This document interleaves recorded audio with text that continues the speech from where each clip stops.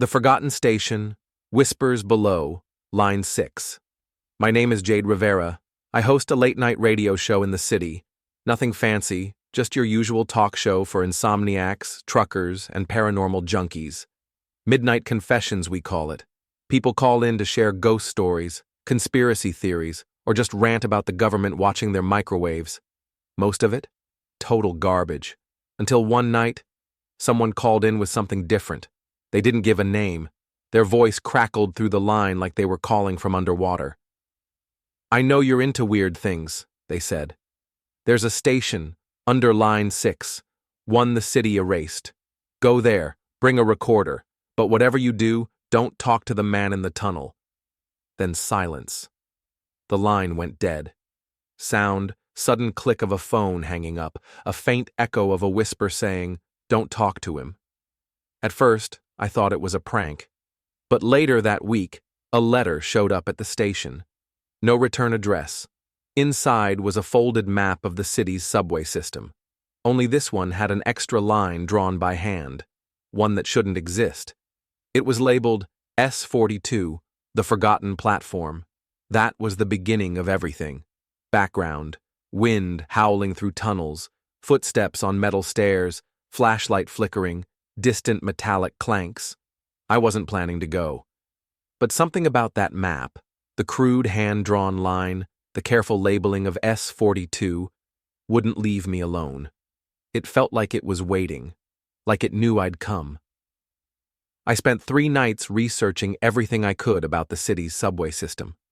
There was no official mention of a Station 42, no blueprints, no history. It was as if it had been scrubbed from existence. But old forums told a different story. Urban explorers whispered about a sealed entrance hidden behind the old maintenance shed near the 103rd Street station. A rusted door welded shut decades ago after a flood incident no one could confirm. The deeper I looked, the more warnings I found. Don't go alone. If you hear humming, leave immediately. Never stay after 3:33 a.m. I ignored all of them.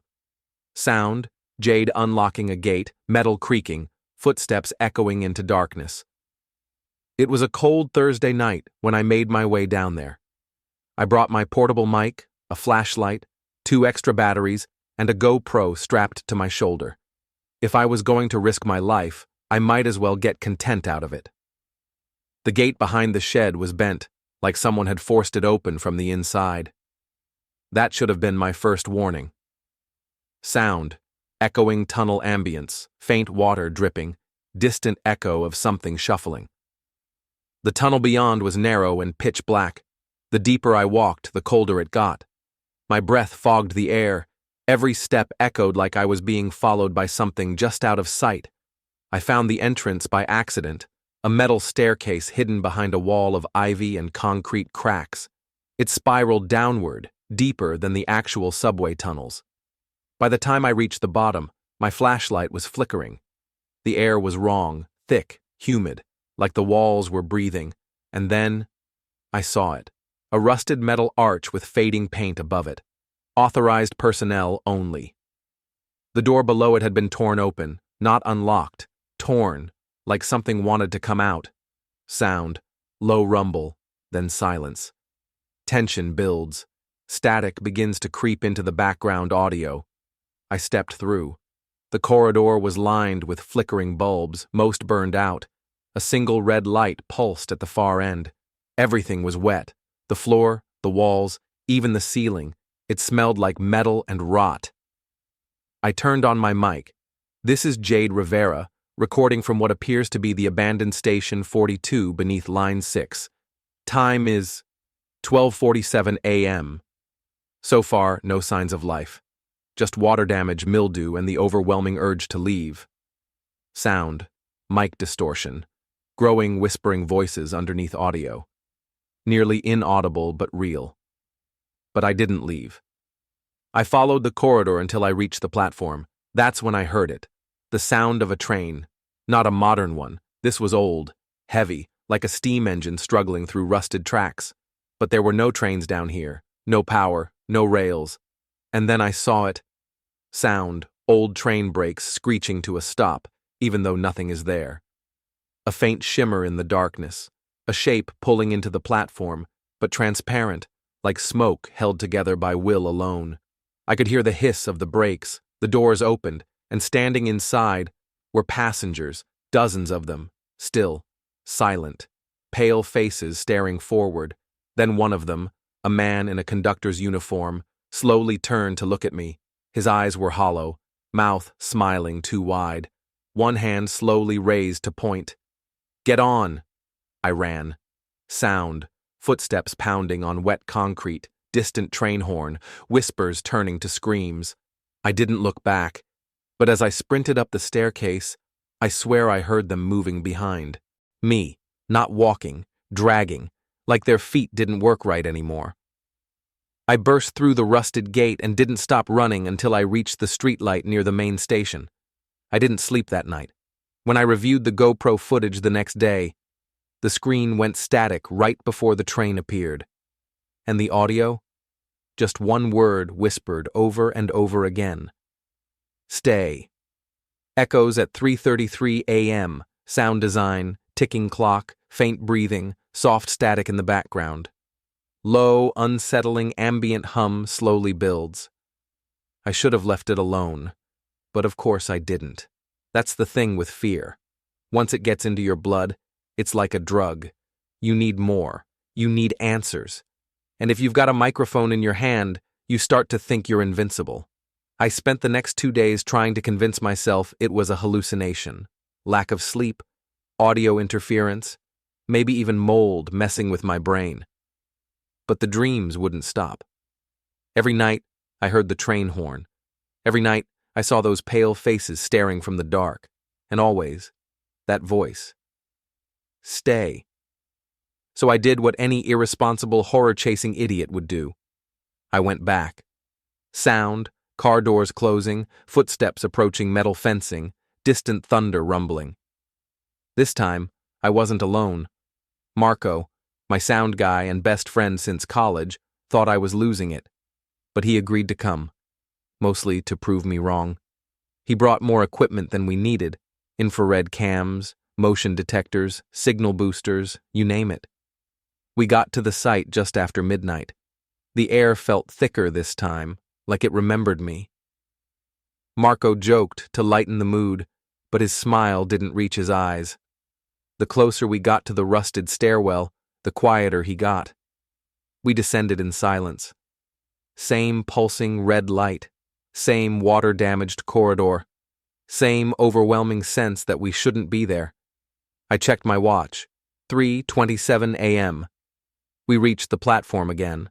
No train this time, just a cold emptiness that felt worse than seeing anything at all. Marco was setting up a parabolic mic when it happened. A hum, low at first, almost like a heartbeat, then louder, rhythmic, like chanting. Sound, low, layered whispers building. You can't make out words, but the tone is worshipful. Wrong. We both froze. I raised the recorder. Unidentified audio detected beneath station 42. No visible source. Audio is repeating in intervals of 7 seconds. Marco whispered, "You hear that?" I nodded. "It's not in English." He shook his head. "No, that's my mom's voice. I swear to God, she's saying my name." Sound. Whisper suddenly cuts out. Harsh silence. Then the lights flickered, and we weren't alone. On the far end of the platform, a figure stepped out from the shadows. Not pale, not ghostly. Alive. Old work boots, faded transit jacket, a cracked name tag hanging from rusted chain. Hal Burton. He looked wrong. Skin dry like paper. Eyes completely black. His mouth hung open slightly as if perpetually mid-scream. But the worst part? His shadow. It didn't match him. It moved faster, twitched when he didn't. It reached for us, long before he did. Marco backed up, nearly tripping over his gear. I grabbed his arm. The man, or whatever it was, raised his hand and pointed down the tunnel. "The last train comes at 3:33, he rasped. "If you see it, don't get off." And then he stepped back. vanished, like smoke sucked into the wall. Sound, train horn in distance, louder now, getting closer. Marco was done. Nope, I'm out. I don't care what content we're chasing, this isn't right. But I stood there, staring down the tunnel. Because I'd just realized something. The tunnel wasn't empty. There was a light in the distance, flickering, getting brighter. Closer. 3:32 a.m. We ran. Up the stairs, back through the corridor, past the red light, which now pulsed in time with the distant rumble of the incoming train. And just before we exited the stairwell, the horn sounded again. This time, it wasn't in the tunnel. It was right behind us. Sound, bone-chilling screech, like metal twisting. Whispering now turns into overlapping screams. Not human. I turned to look, just for a second. I wish I hadn't, because the platform was gone. In its place was a black void, not darkness, absence. Like the world had been erased, floating within it. A train, yes, but twisted, bent. The windows were mouths, the wheels were fingers, and inside, those passengers again. Except this time, they were looking at me. Their mouths moved in sync.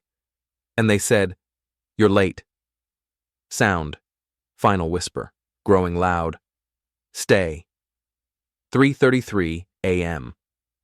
Everything went black. The survivor files will take place after they escape, if they do, and start piecing together what Station 42 really is, using audio files and journal pages from long-dead workers. The tension ramps up, and Jade learns that this isn't about a ghost. It's about a gate, a seal that was never supposed to open. The survivor files, style first-person narration, immersive for creepypasta/horror audio storytelling. Sound, old audio reel spinning, typing on a computer, faint thunder in the distance. We made it out. I don't remember how. 1 second we were in that tunnel, staring into the dark mouth of an impossible train, and the next, we were outside the station, gasping for air, soaked in sweat and silence. Marco didn't say a word the whole drive back. He just stared straight ahead, white-knuckled on the wheel. When we got to my apartment, he tossed me his gear bag and said, "If you're smart, you'll burn all of it." And then he left. But I didn't burn it. I couldn't. I had to know what we saw, what we were part of. So I started digging. Again. This time, I didn't search the web. I went old school, microfilm, city records, decommissioned transit files. Stuff no one had looked at in decades. And that's when I found it. Sound, slow clicking of film reels, echo of typewritten text. May 3rd, 1978. Internal MTA report. Following the disappearance of 2 maintenance crews, construction on Station 42 is hereby suspended indefinitely. All access points to be sealed. All documentation marked classified under Transit Emergency Order 12-6B. No explanation. No cause of death. Just disappeared. But the deeper I searched, the more I uncovered. A name kept popping up. R.H. Halberton. Transit engineer. Head of underground development. Same name on the badge of the man, or thing, we saw on the platform. And then I found the audio tapes. They were stored in the city's transit archive, misfiled under equipment noise testing. There were 8 tapes total, labeled S42 Week 1 through S42 Week 8. I only listened to the first 3. I couldn't go further. Here's what was on them. Sound, old reel-to-reel distortion. Scratchy tape recording begins. Halberton's voice, calm, formal. Tape 1, Day 1. Initial excavation proceeding smoothly. Tunnels beneath Line 6 appear stable. Workers complain of odd echoes, but chalking it up to acoustics, nothing unusual. Tape 2, Day 4. Found a secondary chamber beneath the main tunnel. It wasn't in the plans. Looks ancient. Stonework, not concrete. Strange symbols carved into the walls, not Latin, not anything, requesting guidance from city officials. Tape 3, Day 7.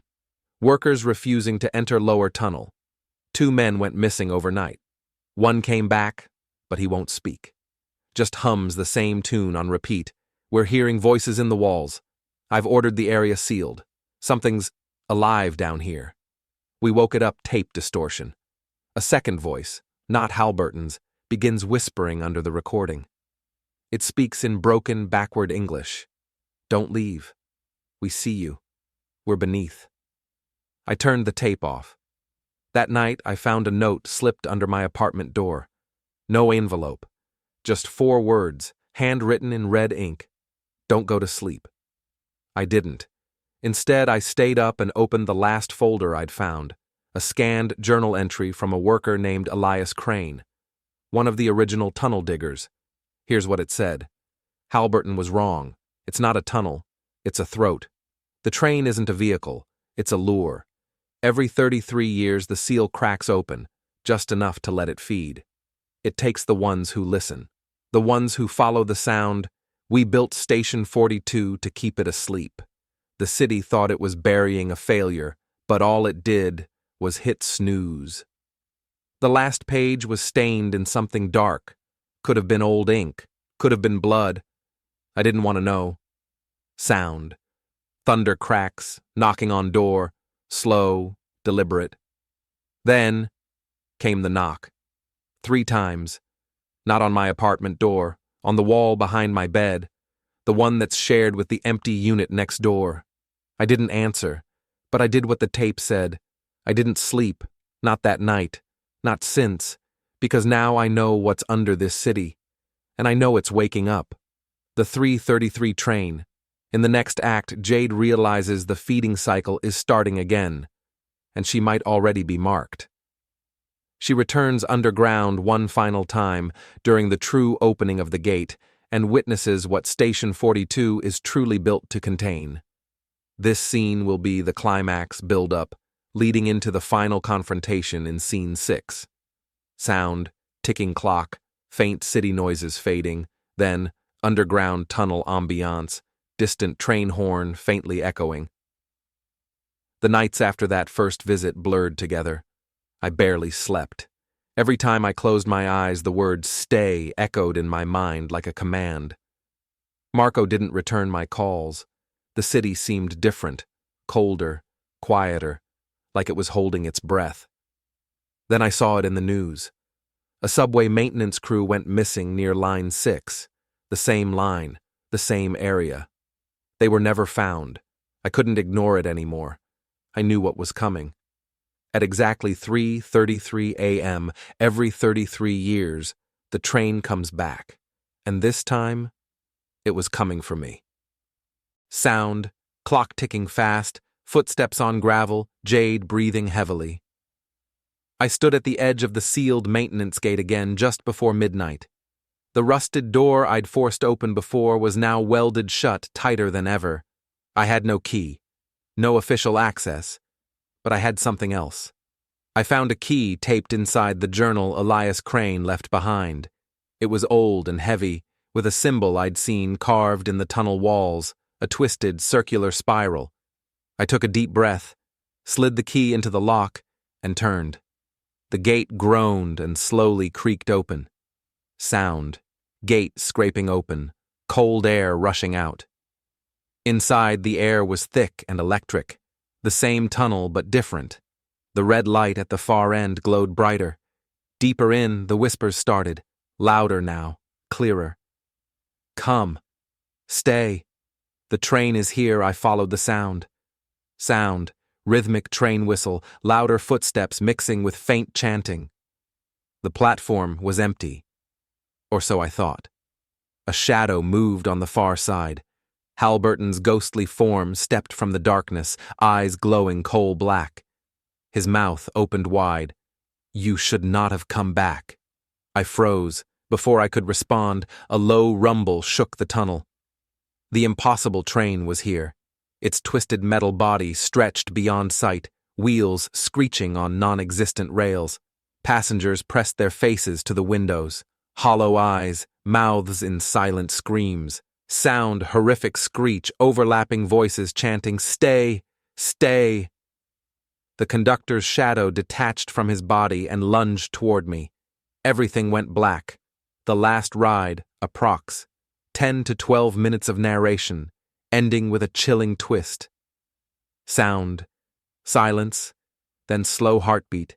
Faint whispering voices building in the background. When I woke up, I wasn't on the platform anymore. I was inside the train. The walls weren't metal. They were flesh, pulsing, wet. The air was thick with heat and something that smelled like rotting flowers. I wasn't alone. All around me, the seats were full, not with people, but things wearing human skin. Wax-like faces that turned in perfect sync the moment I moved. Their mouths were sewn shut, except for one. A little girl in a school uniform, pale eyes, hands covered in dirt. She turned to me and whispered, "You're not supposed to be here." You made it wake up. Sound, slow, wet, dragging noise, as if something enormous is moving just beyond the walls. I pushed past the passengers, stumbling through the train cars, trying doors, all locked. Each car looked older than the last. One had oil lanterns and soot-covered walls. Another had crumbling newspapers from 1903. The next, completely charred, like it had been in a fire. Then finally, a mirror, cracked and smeared with something red. I saw myself in it. But it wasn't me. The face staring back had no eyes, just empty sockets. And behind me, a tall shadow, growing. Sound, deep, distorted voice echoing, "Stay." The next moment, I was thrown forward, back onto the platform. The train was gone. The tunnel silent. The red light was flickering violently like it was panicking. Then, a sound. Not a train, not footsteps. A voice. "Jade?" Marco. He was at the top of the stairs, flashlight scanning the corridor. I ran to him, nearly collapsing in his arms. "I thought you were dead," he whispered. "I think I was," I said. We didn't speak on the way out, but as we climbed, something happened. The walls began to shift, literally move, like we were walking through the throat of a giant, and every few feet we passed another person, standing still, staring at the wall, whispering. None of them reacted to us. Marco called out once. They didn't move. He grabbed my hand and whispered, "We're not getting out this way." We turned back and found a new passage, a spiral staircase leading up. On the wall, a scratched symbol. That spiral again. We took it, and when we reached the top, we were in a different station entirely, one neither of us recognized. Old, empty, lit only by a single flickering lamp. The sign read, Platform 0. We left. That was 2 nights ago. Marco left the city, moved upstate, disconnected his number. He doesn't answer my emails. I don't blame him, because here's the part I haven't told him. Last night, at exactly 3:33 a.m., I heard a train horn from under my apartment floor, and when I looked in the mirror, my reflection blinked a full 5 seconds after I did. Sound, growing distortion, a faint train horn in the background. Then silence. Epilogue, optional outro for your YouTube video. They say every city has a secret, but some secrets aren't buried, they're just sleeping, and sometimes all it takes to wake them is listening to the wrong voice at the wrong time. This is Jade Rivera, signing off, if anyone's still listening. Final sound cue. Distant scream muffled by static, followed by the sound of an approaching train. They buried it. For a reason. Opening narration. The road into Graybrook was narrower than Clara remembered. A ribbon of cracked asphalt winding between the woods, barely wide enough for one car, with trees pressing in like tall, silent sentinels. Their leaves rattled in the late October wind, whispering things no one was meant to hear. Clara Hensley gripped the steering wheel tighter as her grandfather's old farmhouse came into view, leaning slightly, weathered white paint peeling, porch sagging like a mouth mid-sigh. It had been 3 years since she'd last seen it. 3 years since her grandfather, Elias Hensley, had passed. She parked in the gravel driveway. The air smelled like damp earth and wood smoke.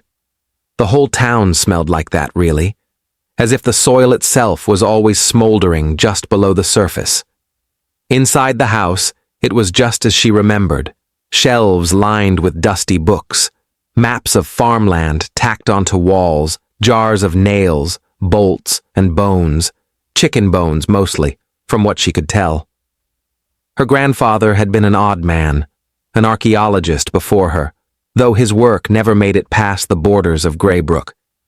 He'd been obsessed with this place, this soil. As Clara moved through the house, she noticed a journal on the kitchen table. Thick, leather-bound, the spine cracked with age. Her grandfather's handwriting scrawled across the first page. The hollow must remain buried.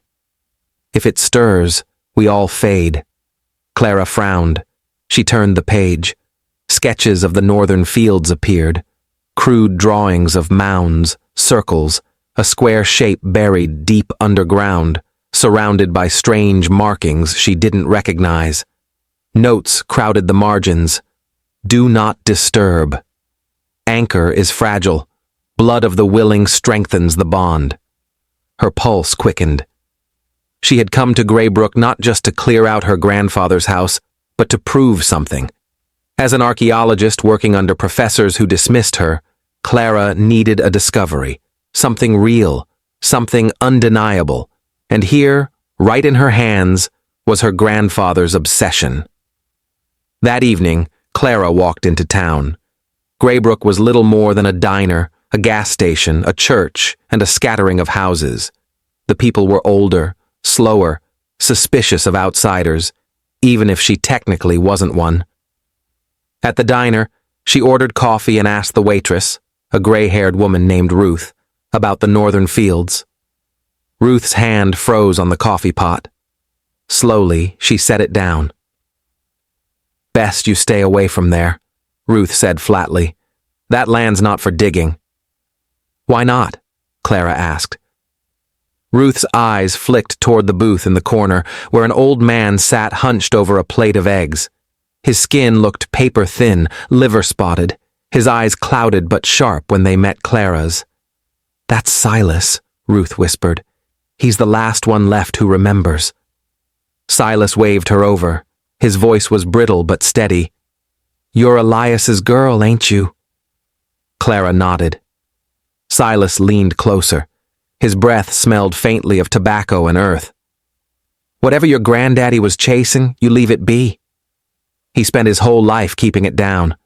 Don't you go digging it back up." Clara swallowed. "What is it?" Silas's eyes darkened. "They buried it for a reason." That night, Clara couldn't sleep. The wind scratched tree branches against the windows like skeletal fingers. She lit a lantern and opened the journal again. More entries revealed themselves in looping handwriting. It whispers when the ground shifts, a voice without sound, a hunger without shape. We sealed it in iron, bound it with the willing. Each generation adds to the weight, but the soil is restless. The earth does not forget. Clara traced the sketches with her fingers. A box, iron-bound, buried beneath the northern field. She should have been afraid, but instead, she felt the familiar rush of curiosity. Discovery. If there really was something buried there, if her grandfather had hidden it away all these years, she could uncover it, study it, bring his legacy into the light. In the silence of the farmhouse, she whispered to herself, "I'll find it." Outside, the wind stopped. The night grew still, and in the field beyond the tree line, something stirred. This is the hook opening section, setting up Clara, the town's warnings, and the mystery of what's buried. It's paced for a video narrator to read aloud with atmosphere, clocking about 6 to 7 minutes with pauses and sound design. The field. The next morning, Clara walked north. The path wound past the churchyard, past fences held together by rusted nails, past rows of corn stalks gone brittle in the autumn chill. Beyond them lay the northern field. It was different from the rest of Graybrook's farmland. wilder. The grass grew taller here, uncut.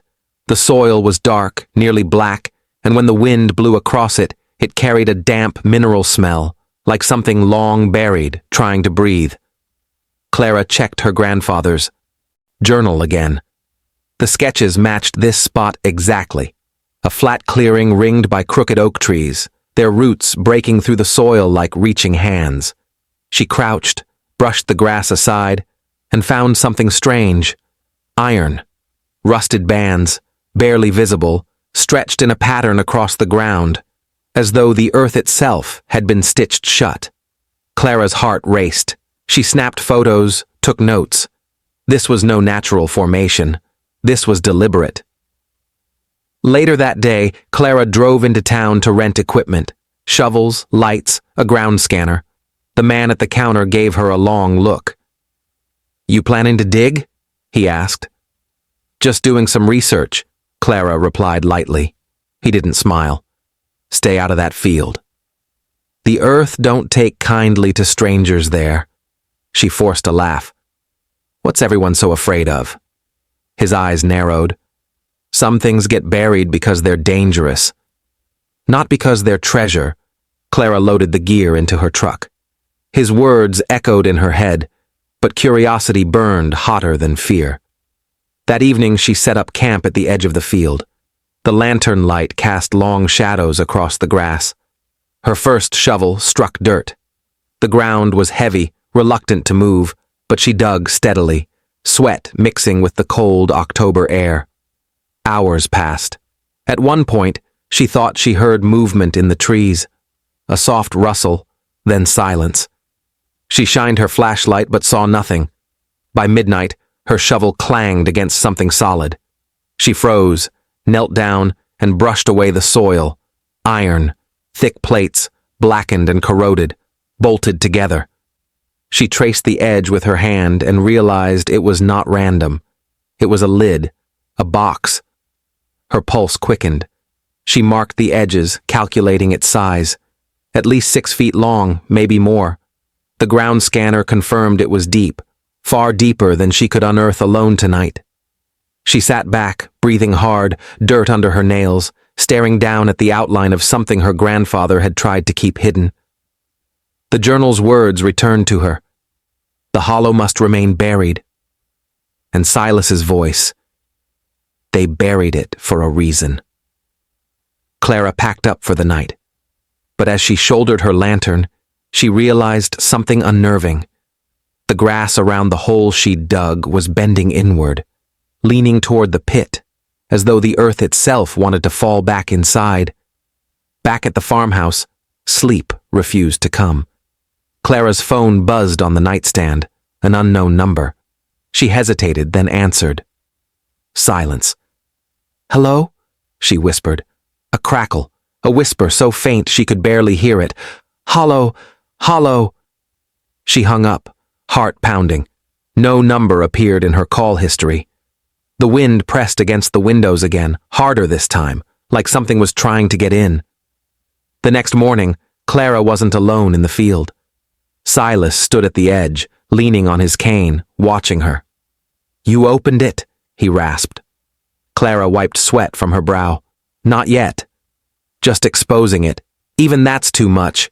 You don't listen, girl. None of you young ones listen. I'm not here to destroy anything. I want to understand. Whatever's down there, it's history, it's knowledge." Silas's eyes were pale, cloudy, but sharp as knives. "You think your granddaddy didn't want to understand?" He spent 50 years fighting that itch in his head. "Curiosity's a sickness when it comes to this thing." "What thing?" Clara pressed. Silas shook his head slowly. "It don't have a name. Not one we can speak. Best way to explain it. It's a hollow, a hunger, an emptiness that eats what you are. It don't kill you, girl. It makes it so you never were." That's worse. Clara felt her stomach knot. "That's just a story." "Story!" Silas leaned closer. His voice cracked, but every word landed like a hammer. "I had a brother once. He went too close. By morning, there was no trace of him. Not his bed, not his boots, not his name. Ask Ruth at the diner. Ask anyone. They won't remember him. Only I do. 'Cause I was there. 'Cause I saw him vanish. Clara stared, unsure if he was raving or confessing. You're telling me there's something alive in that box? Silas's jaw tightened. Not alive. Not dead. Just hungry. And you're feeding it every time you dig. Clara returned to the farmhouse shaken but not deterred. She told herself Silas was just a superstitious old man. The story about his brother, dementia, memory loss, rural folklore passed down to keep kids from wandering off into dangerous ground. But when she opened her grandfather's journal again, one line seemed to pulse on the page. We sealed it in iron, bound it with the willing. Each generation adds to the weight. Her grandfather hadn't been delusional. He had been protecting something. And Clara? Clara wanted to know what. So she gathered more tools. She rented a small digger. She called in 2 graduate friends willing to help, offering them a chance at discovery. Because whatever was in that box, buried so deep beneath Graybrook's soil, it wasn't going to stay hidden for much longer. That night, as the wind howled across the northern field, the soil shifted again. The iron groaned faintly. Something inside was listening. This brings us to the end of Act 1. Clara has unearthed the iron box, ignored repeated warnings, and begun the chain of events leading to catastrophe. Would you like me to move forward into Act 2 now, when she and her crew actually open the box and things escalate? Or should I keep building the slow burn tension a little longer before the reveal? The hollow stirs. 3 days later, the northern field looked like a crime scene. The grass had been torn away, the soil split open into a wide trench. Clara stood at the edge, mud streaking her boots, while the digger hummed and rattled, chewing the earth away scoop by scoop. Her 2 colleagues from the university, Max and Danielle, worked alongside her. Max was built like a football player, forever cracking jokes to hide his nerves. Danielle was sharp, methodical, always double-checking the equipment and Clara's notes. "This is insane," Danielle muttered, leaning over the pit. "If the department knew we were doing this off the record, they'd laugh at us," Clara said flatly. "And if we're right, they'll never laugh again." Max smirked. "Either we find a treasure chest, or we find a coffin. Both are publishable." His laugh echoed, but the field swallowed the sound almost immediately. By dusk, the iron box was fully exposed. It was massive, at least 9 feet long, 5 feet wide, its surface scarred and rusted but unmistakably deliberate. Heavy bolts ran along its edges. Strange markings were carved into the metal. Not quite letters, not quite symbols, but jagged shapes that seemed to shift when the lantern light hit them. Clara crouched beside it, running her fingers along the grooves. "This isn't natural. It's man-made. But it's older than anything I've seen in this region. Older than this town." Even Danielle squinted. "It looks like binding symbols, ritual stuff." Max rapped on the surface with his knuckles. It gave a low, metallic thud, but for a split second afterward, they all swore they heard another sound echo back. A hollow resonance, like something inside had shifted. Clara froze. "Don't do that again." Max raised his hands. All right. The 3 of them stood in silence, staring at the thing none of them fully understood. That's when Clara noticed the soil around the box. It wasn't just dirt anymore. It was damp, darker than the surrounding earth, as though it had absorbed something. When she touched it, it left a smear on her glove that looked almost black-red, like old blood. She quickly wiped it off. That night, they set up camp near the field. A fire crackled weakly, the flames battling the wind. Danielle kept sketching the markings, flipping between her notes and the journal Clara had brought. "These aren't random," she said. "Look here, your grandfather copied some of the same shapes." Over and over, like he was reinforcing them, Clara leaned closer.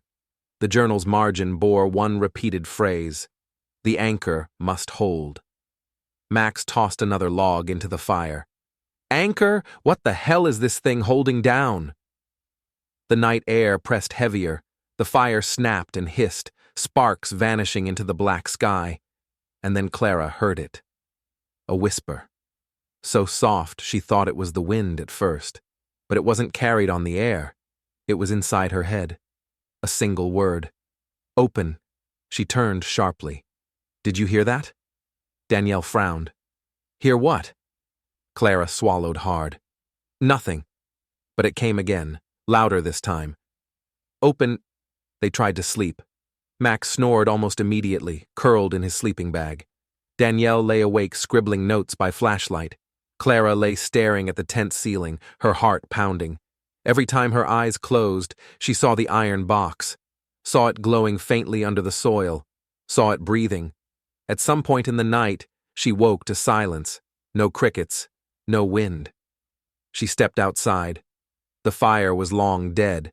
The field was nothing but black shapes under the moonlight. But the box was humming. A low vibration, so deep she felt it in her ribs more than in her ears. The iron trembled faintly. The soil around it seemed to sink, pulling toward it like water down a drain. Clara's breath caught. And then she saw someone, a figure standing at the far edge of the field, silhouetted against the trees. Hello?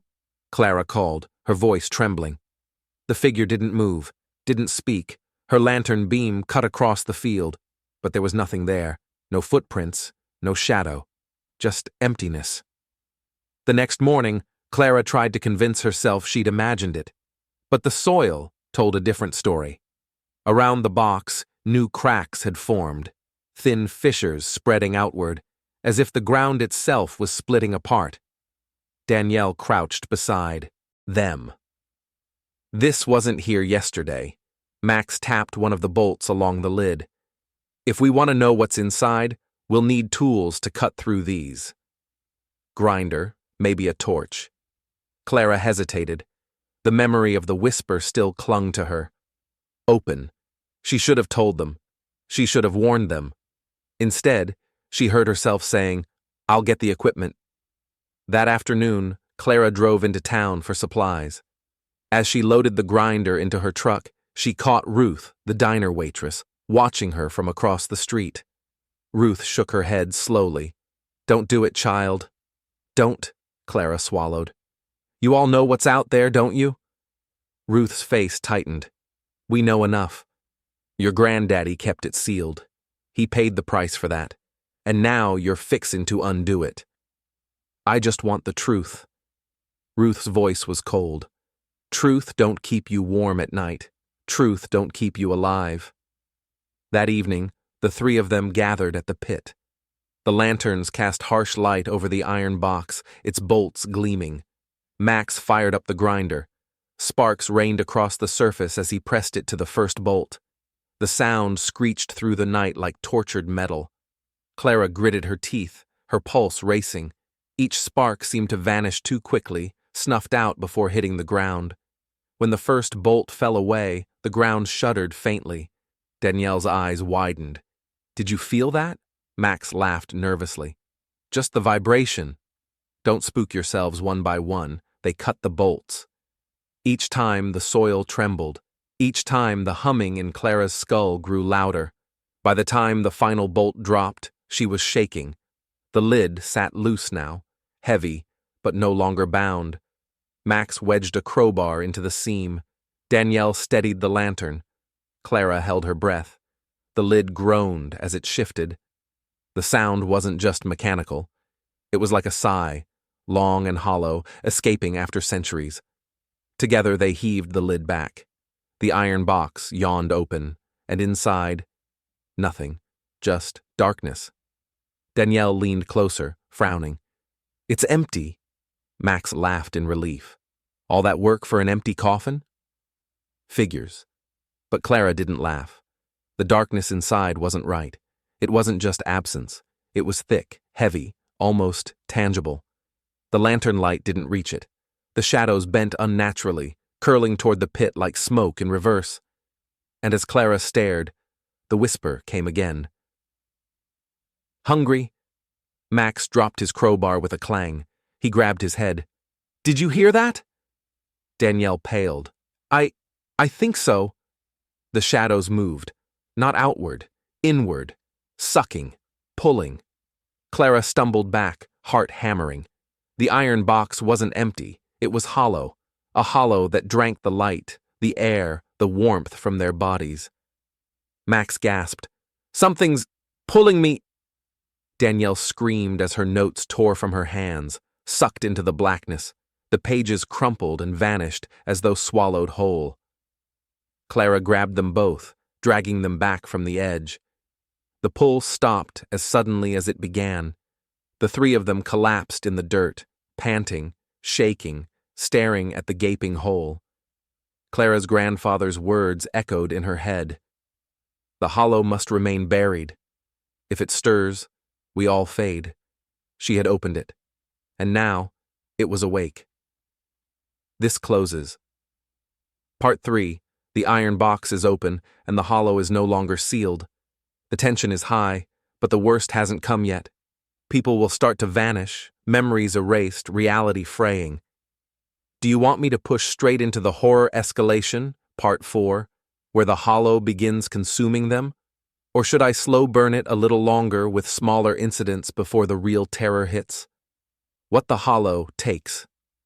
The air was wrong. Even after the box was opened, Clara couldn't explain it. It was like stepping into a room where someone had just screamed. The air seemed bruised, tense, vibrating with something unseen.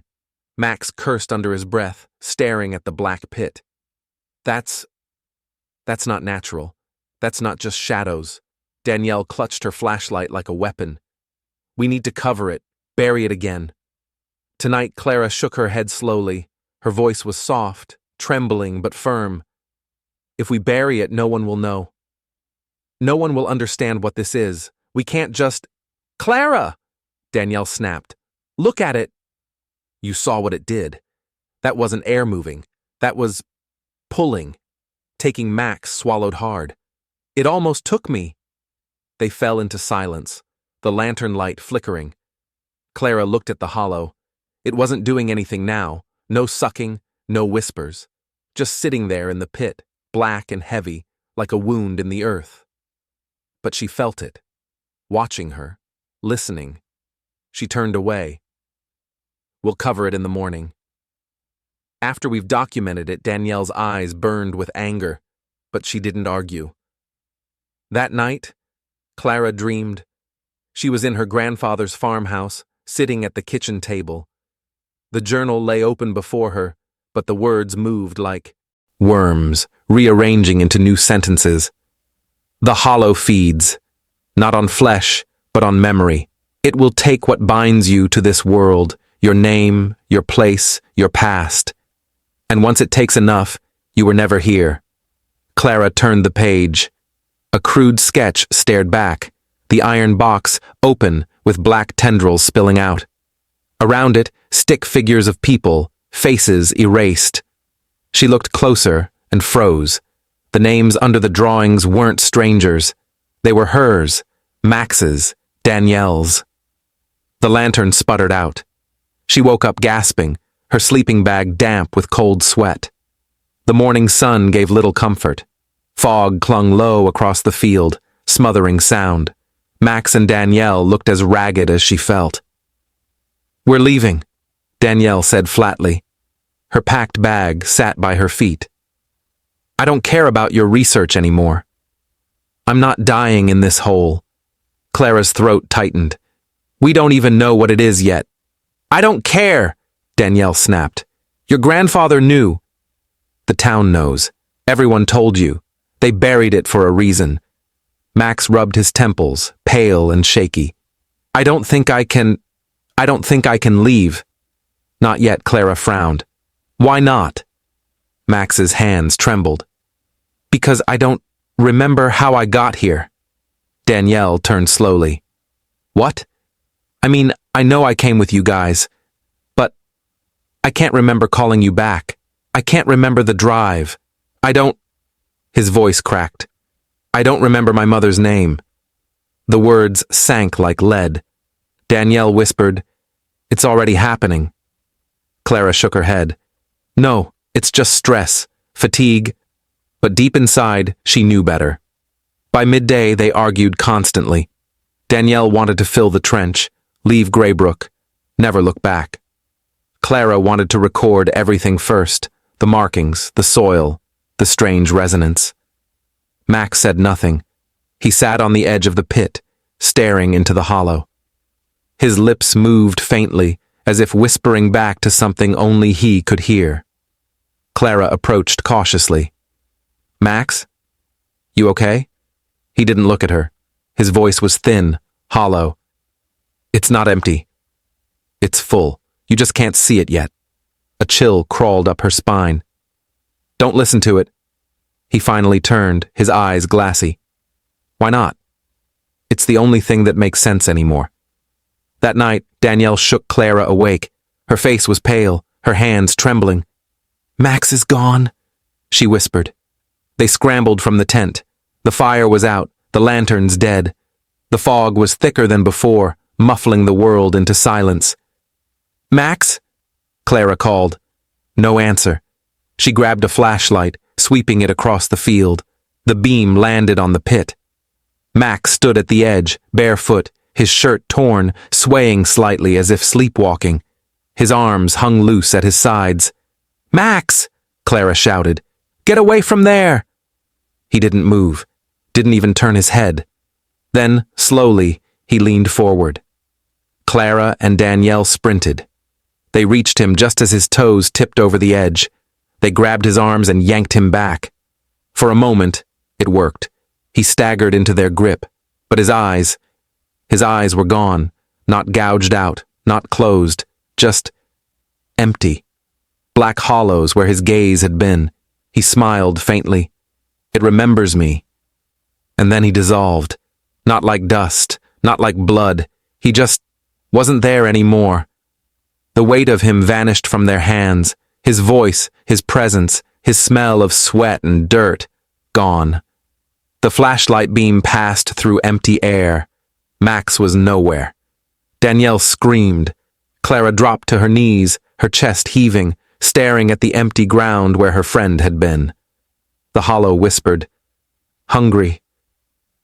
They didn't sleep again that night. Danielle sat against the tent, rocking back and forth, muttering prayers. Clara clutched the journal, flipping through frantic, searching for an answer. One page stopped her cold. The hollow feeds first on the weak, then on the witnesses, then on the willing. She slammed the book shut, bile rising in her throat. Max hadn't fallen. He hadn't been taken. He had been willing. At dawn, Clara tried to call for help. No signal. She checked her call history, but her phone was blank. No numbers, no messages, no photos, not even Max's contact.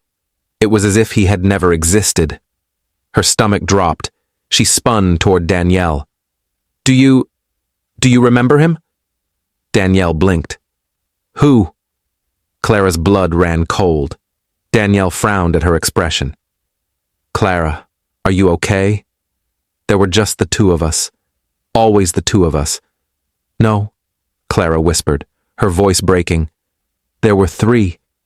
But Danielle only shook her head. The hollow whispered again, louder this time. "Fade." That evening, Clara and Danielle tried to leave. They packed everything, dragged their gear to the truck, and started down the narrow road back to town. But after 10 minutes of driving, Clara slammed on the brakes. They were back at the field. Danielle stared, her face white. "No, no, no, no." They tried again. Different direction, different. Danielle crouched beside the cracks, her fingers hovering just above the broken soil. "Clara," she said, glancing up, "these weren't here yesterday." Clara didn't answer right away. Her eyes were fixed on the box, half buried, rusted at the corners, and pulsing ever so slightly, as if it had a heartbeat of its own. "I know," she finally said, her voice barely above a whisper. "I thought it was a dream." "But look." She pointed to the base of the nearest fissure. Something dark gleamed beneath the surface, slick, almost oily, but shifting in color like it didn't belong to any one element. Danielle reached for it instinctively, but Clara grabbed her wrist. "Don't," she said. "It moved when I touched it last night." Danielle raised an eyebrow. "Moved how?" Clara opened her mouth, then shut it again. How could she explain what she'd seen? The way the cracks had glowed for a moment. The whisper that had curled around her ear. The voice that hadn't been hers, saying her name like a warning or a promise. "I think it's waking up," she said finally. Danielle looked at the box again. A low hum began to rise from beneath it, so soft it was more like a pressure behind the ears than a sound. The birds had stopped singing. "Okay," Danielle said slowly, standing up. "We need to call someone." Clara shook her head. "No one will believe us. Not until it's too late." Another tremor rolled through the earth, gentle but unmistakable. The cracks widened. From inside the box, something knocked. Once, twice. Then silence. Danielle stumbled back, eyes wide. "That was inside." Clara didn't move. Her hands were clenched at her sides, nails digging into her palms, but she stayed rooted in place. "It knocked last night too," she said. "But only once." Danielle's voice dropped. "So what does twice mean?" Clara didn't answer. The box was changing now.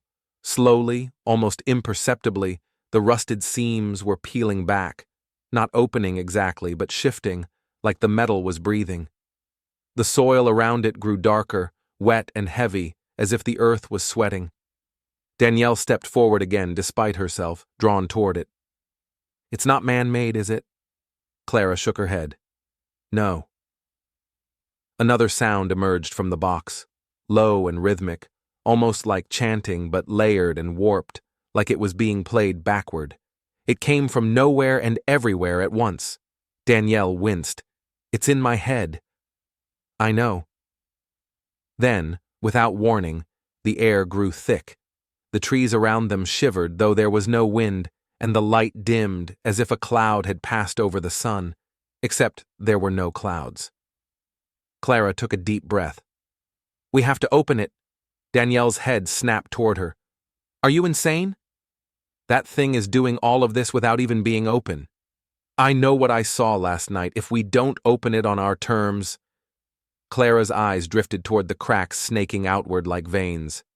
"It will open itself." The knocking came again, 3 times now, a steady, deliberate rhythm, like it was answering them. Danielle stared at the box, heart pounding. What if it's not trying to get out? Clara turned to her. What if it's trying to let something in? The air around them was warping now, bending slightly at the edges like heat rising off asphalt. But this wasn't warmth. It was cold. Ancient. Clara knelt beside the box, her fingers brushing the surface. It felt slick, like stone soaked in oil, but colder than ice. She looked up at Danielle. "Help me." Danielle hesitated, every instinct screaming to run, but she didn't. She moved beside Clara, placing her hands on the opposite side. "On 3, she said. Clara nodded. 1, 2, 3. They pushed. At first, nothing happened. Then, with a slow hiss of shifting pressure, the top of the box began to rise, like something beneath it was releasing its grip, rather than resisting. A rush of air hit them, musty, sharp, and somehow metallic. It wasn't just old, it smelled wrong. Wrong like blood in water, like burned hair. Inside the box wasn't what they expected. No bones, no relics, no strange machine. Instead, resting on a velvet black lining, was a stone orb about the size of a grapefruit, perfectly smooth but alive with a slow swirl of light beneath its surface, like a storm trapped in glass. Clara reached toward it. Danielle grabbed her wrist. "Clara!" But it was too late. Her fingers brushed the orb. The forest exploded in silence. Sound collapsed around them like a vacuum. The birds, the wind, the hum, everything gone, Even their breathing made no noise. Then came the vision. Danielle screamed, but only inside her mind. She saw endless roots spreading through soil, massive, writhing tendrils that pulsed with light and rot. An ancient shape buried far below the earth, sleeping, dreaming, waiting. A voice, low and terrible, slithered through her thoughts. "You have opened the gate." Clara collapsed to the ground, eyes wide, body trembling. Danielle dropped beside her,